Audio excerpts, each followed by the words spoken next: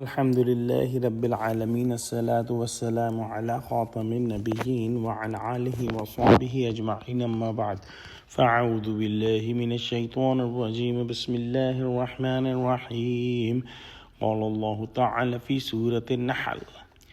وأقسموا بالله جهد أيمانهم لا يبعث الله من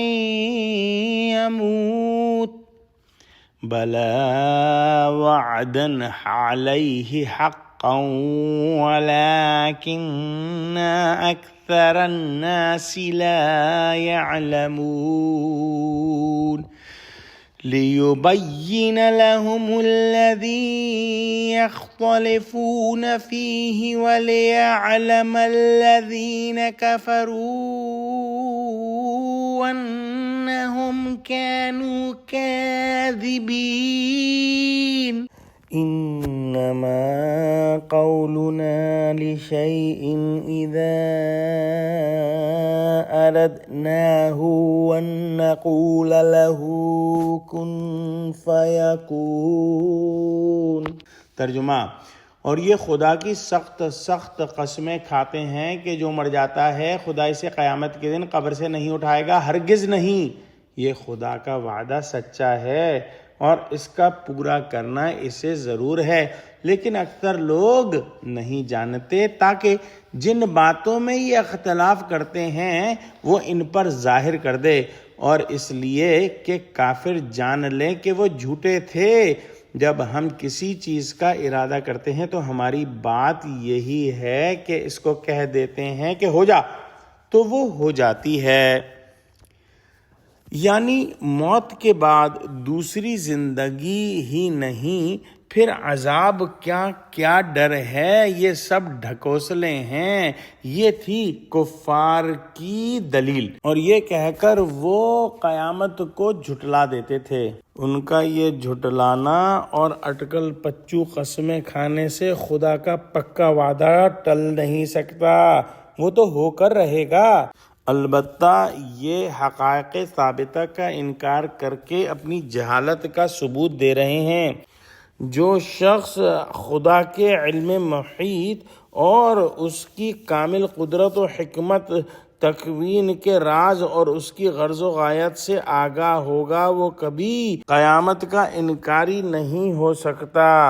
اور جو جاہل ہوگا وہی انکار کرے گا۔ اس کی وجہ یہ ہے کہ قیامت وغیرہ کا آنا عین حکمت ہے۔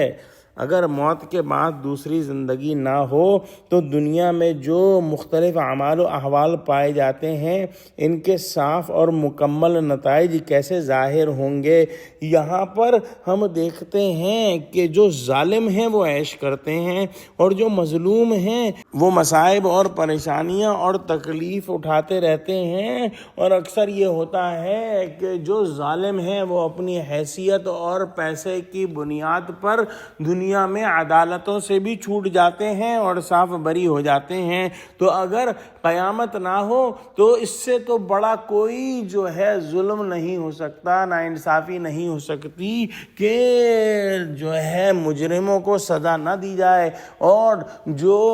مظلوم ہیں ان کی فریاد رسی نہ کی جائے۔ جب ہم دیکھتے ہیں کہ اللہ سبحانہ وتعالی نے یہ کائنات عدل پر قائم کی ہے، تو کیوں کر ممکن ہے کہ اتنی بڑی ناانصافی ہو جائے کہ مجرم جرم کر کے صاف نکل جائے اور مظلوم ظلم سہ کر بھی ساری زندگی تڑپتا رہے اور اس پر جو ظلم ہوا اس کا مداوع ہو ہی نہ سکے۔ لہٰذا یہ ظالم قسمیں کھاتے ہیں، لیکن یہ قسمیں ان کی طرف لوٹا دی جائیں گی جب فیصلہ اللہ سبحانہ وتعالی خود فرمائیں گے، اور یہ ظاہر کر دیں گے سب کے سامنے کہ یہ مجرمین، یہ ظالمین جو تھے جھوٹے تھے۔ حضرت شاہ صاحب لکھتے ہیں یعنی اس جہاں میں بہت سی باتوں کا شبہ رہا، کسی نے اللہ کو مانا، کوئی منکر رہا، تو دوسرا جہان ہونا لازم ہے کہ جھگڑے تحقیق ہوں اور سچ اور جھوٹ جدا ہو کر مطیع و منکر اپنا کیا پائیں، لہذا مردے ضرور زندہ کیے جائیں گے اور انصاف ہو کر رہے گا۔